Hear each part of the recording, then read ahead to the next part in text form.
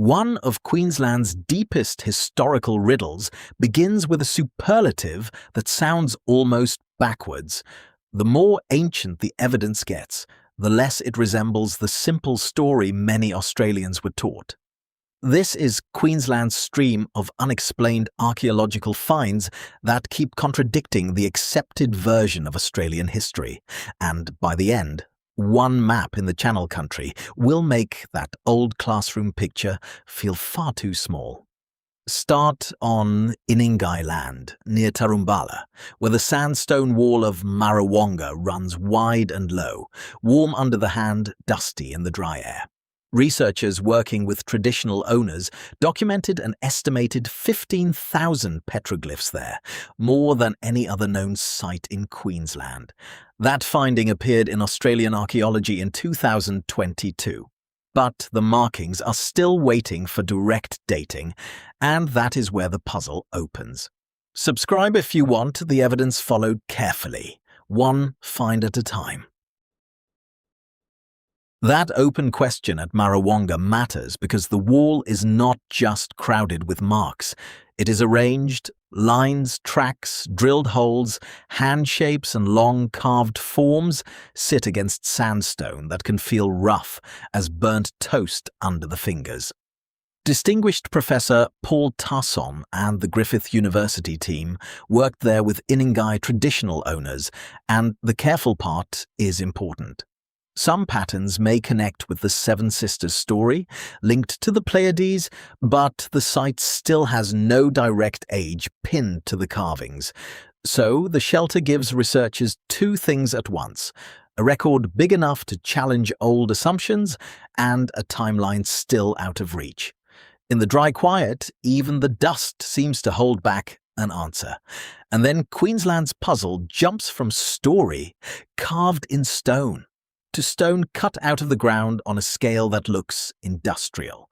From Marawonga, the trail drops southwest into Mithaka country, where the evidence changes shape under your feet.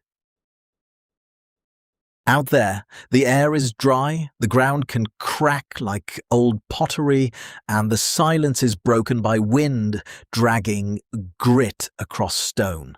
A University of Queensland team working with the Mithaka Aboriginal Corporation mapped 179 quarry sites across 33,800 square kilometres.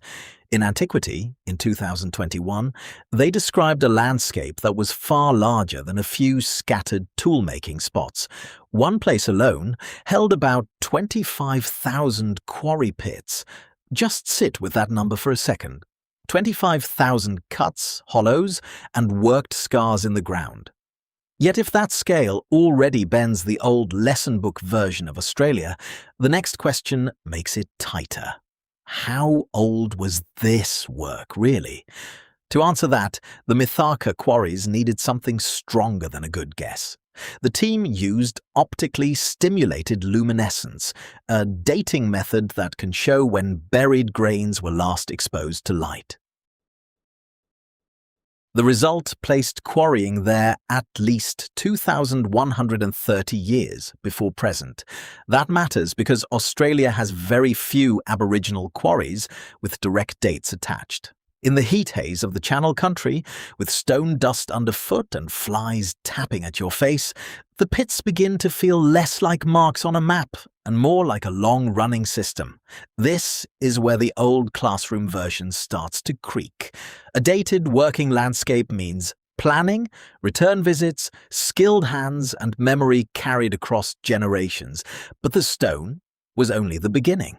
Once shaped into grindstones, it began moving. The grindstones carried the Mithaka evidence beyond the quarry face.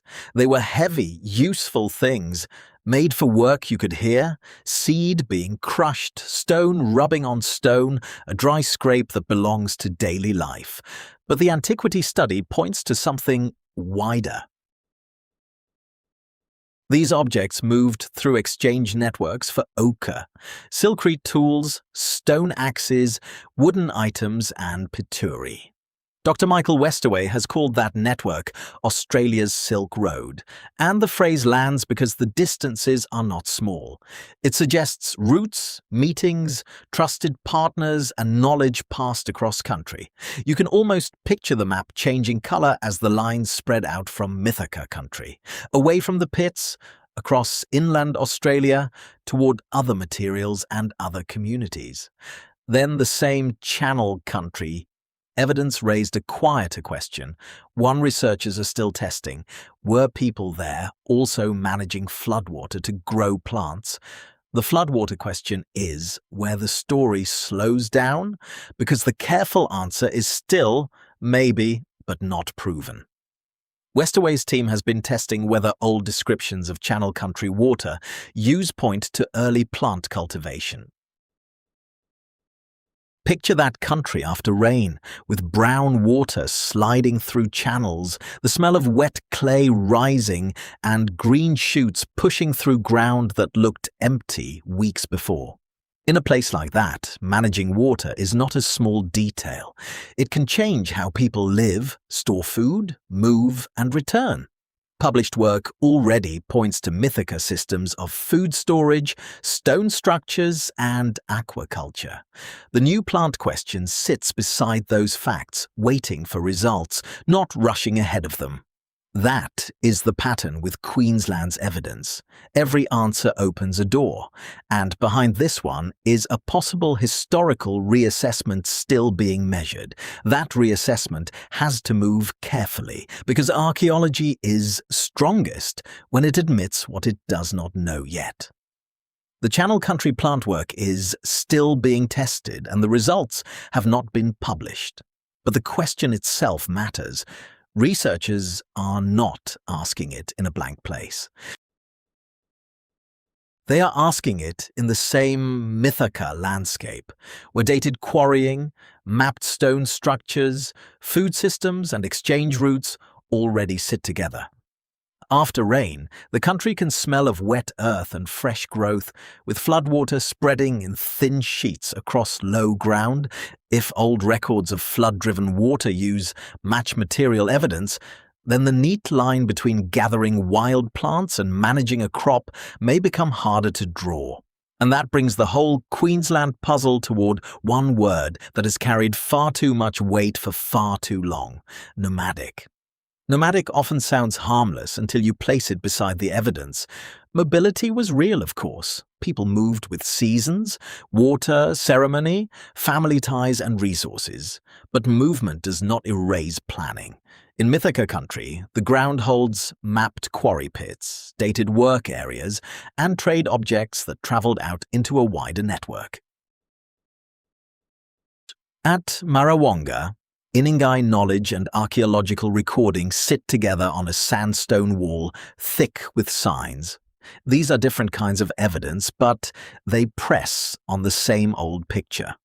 Listen closely to what the landscape is saying. Movement can still have routes, return points, storage places, workshops, and remembered stories. People can travel and still build systems that last. So, the real confrontation is coming on a map. When all those Queensland finds are placed together and the empty spaces stop looking empty. On that map, the channel country stops being a blank stretch between better-known places. The quarry fields sit there first, 179 recorded sites across a space wider than some countries, with a single area holding around 25,000 worked pits. Then the trade lines begin to appear. Ochre coming one way, stone axes another, pituri moving through inland routes, and Mithaka grindstones travelling out from their source. The dry country starts to feel busy. You can hear it in the imagined scrape of stone, the low talk at meeting places, the crunch of feet on hard ground after flood water has gone. Place Marawonga beside it, with Iningai knowledge helping read a wall packed with signs, and the old story loses its neat edges. But the final turn is still ahead. What happens when the unfinished plant question is added to the same map? Add the plant question to the map, and the picture does not become louder. It becomes harder to dismiss. Some parts are firm. Marawonga's recorded markings, the Mithaka quarry fields, the direct dating, the exchange of stone for ochre, axes, tools, and pituri. Other parts are still unfinished. The flood-driven cultivation question remains under test, and that caution is part of the evidence, not a weakness.